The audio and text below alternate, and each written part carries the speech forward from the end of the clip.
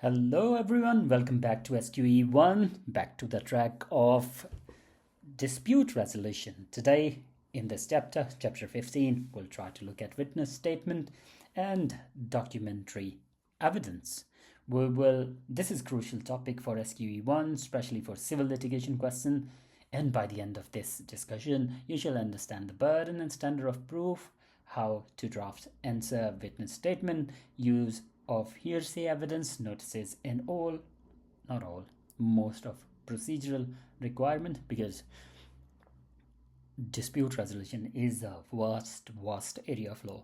Keep an eye out for the exam hints I shall highlight along the way, and I'll try to signpost you around different, MCQs and all. To start with burden and standard of proof, let's try to understand in civil cases, the claimant usually bears the burden of liability, causation, and quantum. If they fail, the claim fails. This can shift to the defendant in some situation, for example, when the defendant alleges contributory negligence. Otherwise, it is all on claimant to prove the case. The standard of proof in civil cases is balance of probabilities, basically more likely than not. So if you have an exam in MCQ, who bears the burden or what is the standard of proof? Remember, claimant, balance of probabilities. These two things should be in your mind. Always check if there is contributory negligence, as the burden may shift to defendant in those cases. So evidence can be documentary, expert, physical, or witness evidence. But remember, costs must be proportionate under CPR 44.3. So evidence that cannot be used include irrelevant facts, individual opinion, on fact or law, unless expert, their opinion matters. Otherwise, anyone's opinion, YouTuber's opinion, who are not solicitor, does not matter. So at that point as well, and you know that China is going to ban all those YouTubers who are not financial experts, who don't have degree from university. They can't talk about specific topic, but in this case, you can trust me. I passed SQE on my own. So the court has wide powers to direct the nature and presentation of evidence, excluded or limit cross-examination. A useful example, that is Hunter versus Chief Constable of West Midland Police. Very, very important case, confirms that criminal convictions are admissible to prove an offense unless disapprove on the balance of probabilities. So that's what you need to understand. So another thing, because we are talking about civil, like private law, and not civil, private law, we will call it, so civil litigations we call it. So in that case, like witness statement overview, we'll try to understand most factual evidence comes from witness statement. Legal representative often draft them for interim applications, as they can combine fact and law. So key point that we need to understand, any party can approach any witness even if the person has already given evidence to the other side. There is no property in a witness.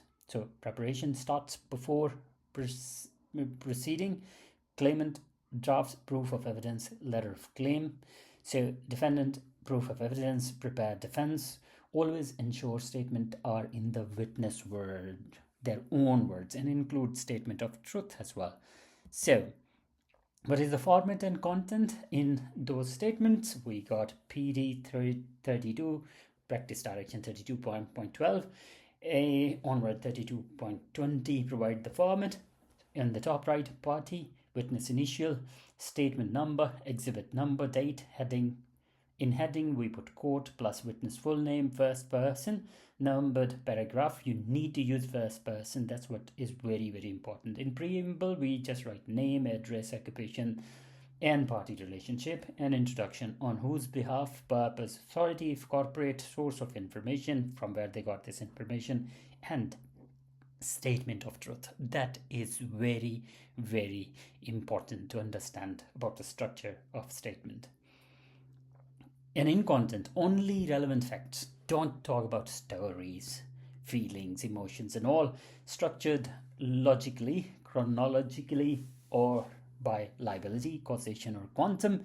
And in exam in MCQs, they often test your knowledge of format, first person, and statement of truth requirement. Is it required or not? That's what you should keep in mind. So, exhibit and services. If your statement relies on documents, exhibit them. And cross-reference service deadlines, like interim at least 3 days before hearing, and in trial per case management direction. You need to look at what is agreed in case management. If deadline cannot be met, seek agreement with the other party or apply to court. Non-compliance may prevent reliance on evidence. Evidence is gone, finito at that point. Always remember service plus cross-reference is equal to admissible evidence. That's what we need to keep in mind. So, witness summaries and affidavits. Normally we use witness statement, but some proceeding requires affidavit. For example, search or freezing order, insolvency, contempt of court. If witness refuses or is unavailable, you can serve a witness summary outlining what the witness would say. The court can draw in adverse inferences, limit evidential weight of that because it is not in the standard format. Know the difference between the statement, affidavit, and summary. All of these things are totally different. You need to understand, and court gives a different weight to all of them. Notices. So what it is, 2 key notices. Notice to admit facts, that is once again N266. Just have track of all these forms. Just prepare your notes on it. Up to 21 days before trial, narrow issues, exposes non-admitting party to cost risk. So, notice to approve document must challenge authenticity within 7 days of disclosure of witness statement exchange. So that's a limit. Otherwise, you need court's permission. So always check deadline. Failing to serve a notice correctly can affect cost liability.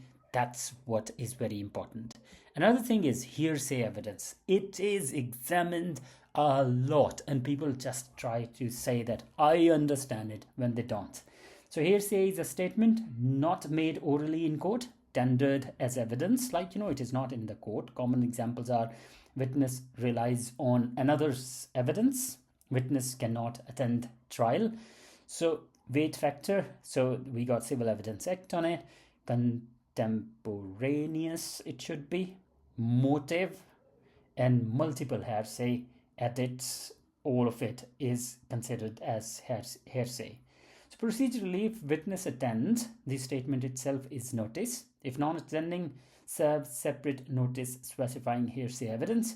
Reason witness is unavailable, for example. So at that point, you can call the maker of maker for cross-examination or challenge credibility of hearsay evidence. That saves us from hearsay evidence is admissible, but that's concrete. At that point, it can be called in question as well. So you just look at summary, what we talked about. We talked about burden and standard of proof, balance of probabilities. Claimant usually proves it unless and until there is counterclaim. In that case, defendant will step in to prove what they counterclaimed. Evidence at trial, admissible versus excluded, proportionality, and criminal convictions. That's what we talked.